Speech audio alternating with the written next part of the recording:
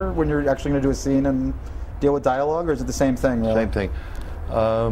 I could feel the extra weight, the muscle that I put on, and that caused extra.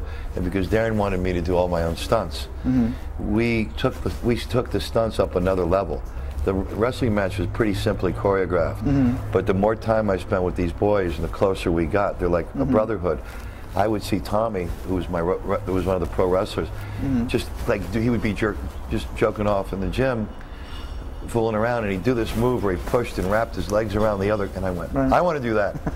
So I didn't tell Darren, but I came in and learned 4 moves that I wasn't supposed to be able to do.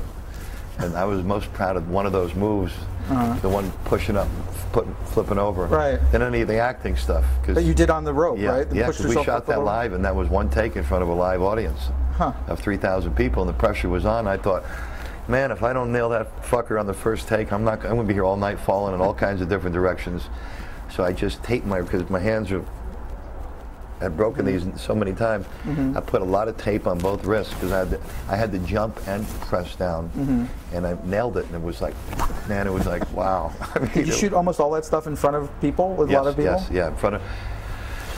Yeah, because we were shooting handheld, we had to move very rapidly. It was part of the game plan. We were shooting on a shoestring budget, you know, and so Darren decided to shoot this in a very objective, stylized way, where it's sort of like you watching this guy go through his days. And so because we had a limited budget, what happened is in these armories, we put on, or the promoter put on live shows, and in between the shows, we would do our stuff. And so I got, 3,000 people out there that know wrestling, and it's like, I got to sell it, Did they ever turn on you? Or Not at all, man. They were right there. It was great.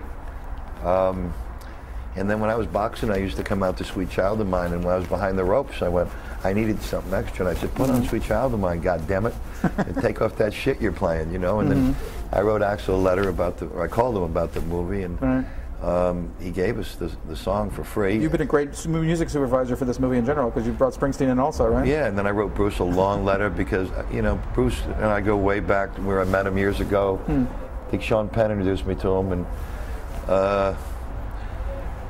Bruce knew that I kind of went off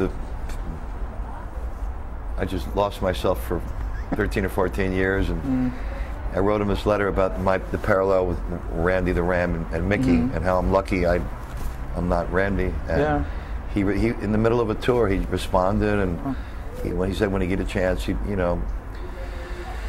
read it, and he lost a couple members of his band he's had for 30 years, so he didn't have the easiest year in the world, and when I got a call, I was in Miami training, and I got a call in the middle of the night, and he called from Europe, and he said, hey, it's me, Bruce. He said, yeah, I wrote you a little something, and I said, oh, fuck, man. And then when I heard it, just blew my mind. I'm so proud of the fact that he did that, and because he don't need no money, and he wouldn't do it if some studio called up out of the blue. I mean, you can't buy something like that. And I took Darren to Giant Stadium where he was playing in front of 80-something thousand people, and Darren never seen Bruce play. Oh, that's amazing. Okay? He's never seen it. So I'm sitting there, I go, that's the man. That's the goddamn man. Yeah. And Darren was a little blown away at the crowd, and all the signs they were holding up with the songs, and because Bruce has that rapport with the audience, and they love him. So when I went backstage, because we hadn't heard the song yet, and I saw Bruce, hey, okay. And I said, Bruce, this is Darren Aronofsky. Bruce knows who Darren is and what kind of filmmaker he is, and that, he's very aware of the movie business. So I went into the other room so they could chat. Next thing I know is Bruce and Darren are talking, and Bruce, Darren said, it's like, why did you do this for us? And, he said, well, I want Mickey to be back to where he should be. And I just, I thought, fuck. Then I didn't notice it, but he had an acoustic guitar there on the couch, and he played the song for Darren, and it was like, fuck. It was like magical, I mean, it was like magical on the set working with Darren, and then this thing with Bruce, and then the scenes, Darren let me rewrite a lot of my own dialogue, all the scenes, the speech at the end, the scenes with Evan, and then to have Evan, Rachel Wood, who I'm going, wow, where did she come from? I mean, she's 20 years old and she's just nailing it.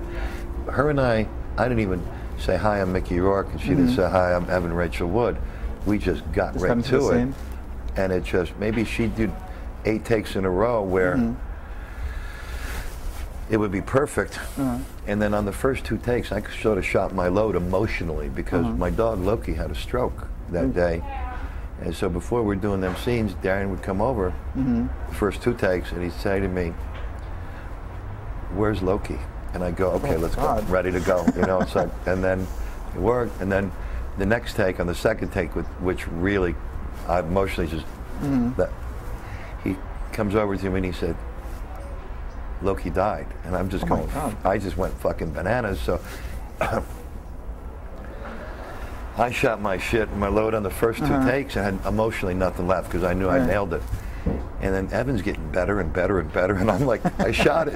Darren comes over and he goes, "You suck. She's blowing you away." I go, "I got it on the first 2 takes, didn't I?" He goes, "Yeah, but," he says, give me some more."